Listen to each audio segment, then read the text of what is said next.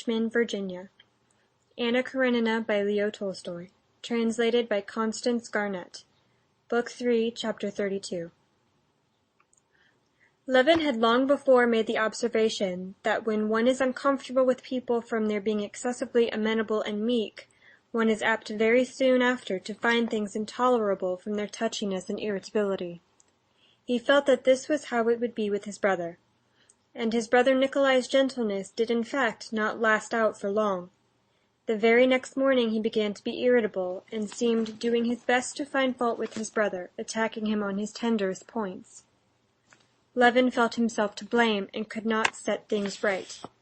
He felt that if they had both not kept up appearances, but had spoken, as it is called, from the heart, that is to say, had said only just what they were thinking and feeling, they would simply have looked into each other's faces, and Konstantin could only have said, "You are dying, you are dying," and Nikolai could only have answered, "I know I'm dying, but I'm afraid, I'm afraid, I'm afraid."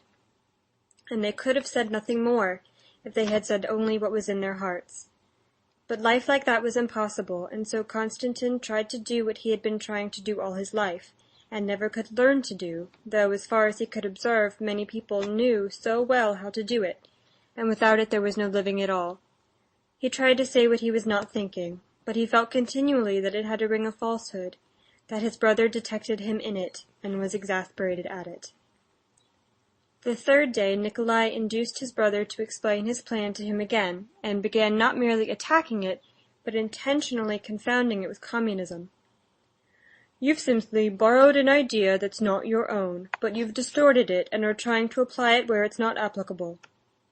"But I tell you it's nothing to do with it. They deny the justice of property, of capital, of inheritance, while I do not deny this chief stimulus." Levin felt disgusted himself at using such expressions, but ever since he had been engrossed by his work, he had unconsciously come more and more frequently to use words not Russian. "All I want is to regulate labor." "Which means you've borrowed an idea, stripped it of all that gave it its force, and want to make believe that it's something new," said Nikolai, angrily tugging at his necktie. "But my idea has nothing in common." "That, anyway," said Nikolai Levin with an ironical smile, his eyes flashing malignantly, "has the charm of, what's one to call it? Geometrical symmetry, of clearness, of definiteness. It may be a utopia, but if once one allows the possibility of making of all the past a tabula rasa, no property, no family, then labor would organize itself. But you gain nothing." "Why do you mix things up? I've never been a communist." "But I have, and I consider it's premature but rational, and it has a future, just like Christianity in its first ages."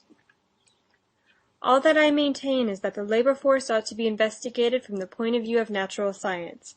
That is to say, it ought to be studied, its qualities ascertained." "But that's utter waste of time. That force finds a certain form of activity of itself, according to the stage of its development. There have been slaves first everywhere, then métayers, and we have the half-crop system, rent, and day laborers. What are you trying to find?" Levin suddenly lost his temper at these words, because at the bottom of his heart he was afraid that it was true. True that he was trying to hold the balance even between communism and the familiar forms, and that this was hardly possible. "I'm trying to find means of working productively for myself and for the laborers." "I want to organize," he answered hotly. "You don't want to organize anything. It's simply just as you've been all your life, that you want to be original, to pose as not exploiting the peasants simply, but with some idea in view."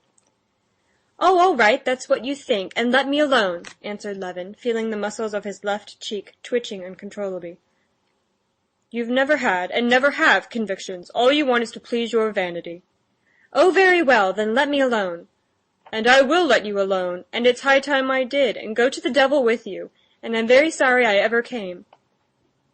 In spite of all Levin's efforts to soothe his brother afterwards, Nikolai would listen to nothing he said, declaring that it was better to part, and Konstantin saw that it simply was that life was unbearable to him.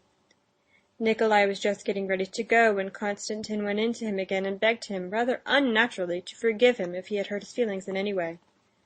"Ah, generosity," said Nikolai, and he smiled. "If you want to be right, I can give you that satisfaction. You're in the right, but I'm going all the same."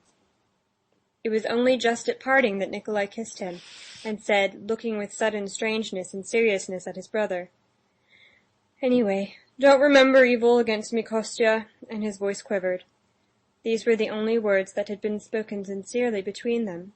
Levin knew that these words meant, "You see and you know that I'm in a bad way, and maybe we shall not see each other again." Levin knew this, and the tears gushed from his eyes. He kissed his brother once more, but he could not speak, and knew not what to say. 3 days after his brother's departure, Levin too set off for his foreign tour. Happening to meet Strabatsky, Kitty's cousin, in the railway train, Levin greatly astonished him by his depression. "What's the matter with you?" Strabatsky asked him. "Oh, nothing. There's not much happiness in life." "Not much? You come with me to Paris instead of Mulhausen. You shall see how to be happy." "No, I've done with it all. It's time I was dead." "Well, that's a good one," said Strabatsky, laughing. "Why, I'm only just getting ready to begin." "Yes, I thought the same not long ago, but now I know I shall soon be dead." Levin said what he had genuinely been thinking of late.